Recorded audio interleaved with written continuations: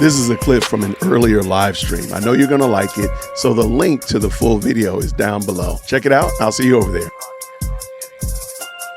And she begins by addressing the question, which has been in the air, regarding where Charlie Kirk is buried. That question resurfaced this week in a big way because Milo Yiannopoulos and a few others have asserted with absolute certainty that Charlie has not yet been buried. That's what they're saying. They say they have proof of that. And at first, Harris Faulkner is asking about that claim. Take a listen.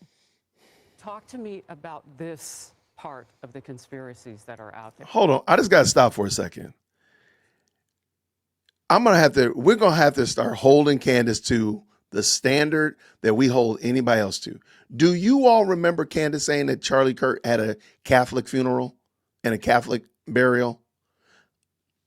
Why in the world is she even considering what these dingbats said if she believed that he was buried in a Catholic funeral, Catholic burial, whatever? Like, I got a feeling she's not going to even mention that she said that he had a Catholic funeral. I got a feeling. Let's see if I'm right or wrong. Let's go. This disturbing part that people are trying to guess where Charlie is. Can I have one thing? Can I have one thing? Can my children have one thing? Everything was public. We will be building the most beautiful memorial for my husband at Turning Point USA, and it will be for the world to see, and it will be spectacular, and it will have basically museum style for our Charlie, for my Charlie. But can I have one thing? Can my babies have one thing where hold on, can my babies have one I'm gonna pick a fight. Look at Candace's face when she says our Charlie, my Charlie. Watch her face. Spectacular, and it will have basically museum style for our Charlie, for my Charlie. Y'all, that woman is mad as a rattlesnake. Woo, goodness gracious. But can I have one thing? Can my babies have one thing where we hold it sacred, where my husband is laid to rest, where I don't have to be worried about some secular revolutionary coming and destroying my husband's grave while my daughter is sitting there praying? One thing. This is my husband. Yes, he was Charlie Kirk to the world, and I know so many people love my husband, and I am grateful for that. But this is my husband, and I want to be able to have one thing left that is sacred to our family, to my in-laws, to my babies, and to my parents. One thing. Okay, so on its face, I actually agree with that. I think that when people are being buried and where they're being buried and how their funerals are done, that is very private matter, okay? So objectively, I agree with what she's saying, okay? But subjectively, because we are dealing with the subject of ERIKA KIRK and what transpired immediately following Charlie's assassination, this is going to be read as Meghan Markle syndrome, okay? Meghan Markle syndrome, where you want privacy when you want it, but you want publicity whenever you want it, and that just doesn't work, okay? Wow. That woman, y'all, I don't care how much you dislike Candace Owens, you do not dislike her enough. How in the world are you comparing her to Meghan Markle about her husband's burial plot? Wow. Y'all, I told y'all each day she done got worse. I thought we was at the bottom, but that girl done pulled out the excavator and she said, we about to dig out the sub-basement. Here we go. Good night. It doesn't work that way. I honestly think it was said best by Bethany Frankel, not related to this situation. Bethany Frankel is on Real Housewives, a reality show. And she was referring to one of the housewives who lived her life very publicly, showcased her marriage, was buying tons of Louis Vuitton bags, and they had tons of money. And then when their relationship soured, the housewife basically asked the public for privacy. And Bethany was like, no, this isn't how it works. Like, we were riding with you on the way up or riding with you on the way out. You don't get to like pick and choose when you want privacy and when you don't want privacy. And the fact that you are quoting the Real Housewives of wherever, the Real Housewives of Ratchetville as your reasoning for why you're not going to give ERIKA KIRK the courtesy of leaving her alone says everything that we need. I really don't think we need more than that. Like, you're literally quoting a reality television show as your evidence, as your proof for how you behave. That's crazy work. That's some crazy work, y'all. That's me driving fast. Talking about I'm acting like Dom in Fast and the Furious.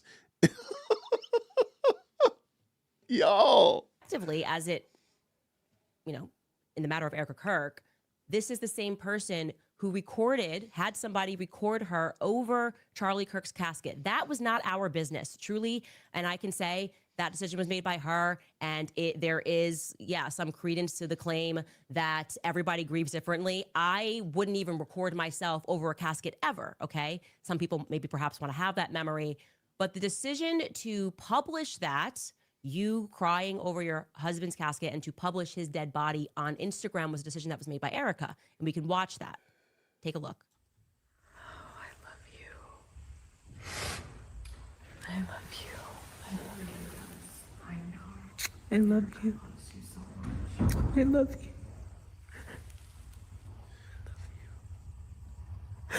God bless you. So, would I have done this? Probably not. I don't know. I'm not really I'm not a big fan of that. So Jason would not have done that. And Lady Dearwold Christian and the dynamic duo know Dad doesn't want that. So y'all get don't do this type of stuff. And they know that. They know that about me. Now, Lady Dearwold Christian, she probably would want, a 5-piece filming crew, right? But that's our decision. What we choose to do, and if I choose not to tell you where I bury my loved ones, or where my loved ones choose not to tell you where I'm buried, those are not the same things. This woman is evil in her soul. Like, her soul is vacuous. Her soul literally is full of gangrene. I can't wait to read Screw Tape Letters with y'all, because we're going to be making fun of Candace. This is craziness. That is an incredibly personal and an incredibly intimate moment that you invited the public into. Okay, there was no reason to do that outside of wanting to share something that was very private with the public.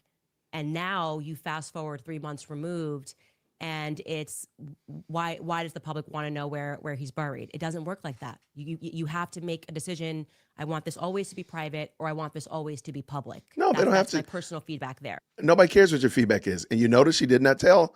She alleged that Charlie was buried in a Catholic burial, Catholic cemetery, whatever. Did y'all hear that? Okay, just something to notice. Later on in this same interview, she launches into a strong defense of Turning Point USA employees who have, just as a matter of fact, told many lies, many inconsistencies. These are verifiable. So they are currently lying to the public, or they have lied to the public, but she is going to deliver quite an impassioned defense regarding these particular individuals and the organization as a whole. And I want you to hear her passion. Take a listen. What are they taking from you right now? Nothing. But I will tell you what they are doing. It reminds me so much of chapter 6 in the book of Nehemiah. He is building a wall, and the townspeople are at the base of that hill saying, Nehemiah, calling him all these names, saying all these things, come on down. Every single time he had the same message 4 times in a row. I cannot come down. I am busy building. That is how I feel. I do not have time to address the noise. My silence does not mean that I am complacent. My silence does not mean that somehow Turning Point USA and all of the handpicked staff that loved my husband and my husband loved them is somehow in on it. We are busy building. And you know what I thought? I thought these people are human. We are all grieving in our own way. And they are trying to find the answer to something that happened that was so evil. They are trying so hard. And I get that. We're doing the same. Anytime we hear a lead or anytime we hear anything, we send it to the authorities. Please dig into this. No rock will be unturned. I want justice for my husband, for myself, for my family, more than anyone else out there. So for me, you want to keep telling me to come down while we're building? I don't have time for that. But here's my breaking point on that. Come after me, call me names, I don't care. Call me what you want, go down that rabbit hole, whatever. But when you go after my family, my Turning Point USA family, my Charlie Kirk Show family, when you go after the people that I love, and you're making hundreds and thousands of dollars every single episode going after the people that I love because somehow they're in on this, no. I know you liked that episode. This is actually a clip from a larger live stream. The link is down in the description, so you can go check it out. I hope you enjoyed it, and I'll see you down there. Grace and peace.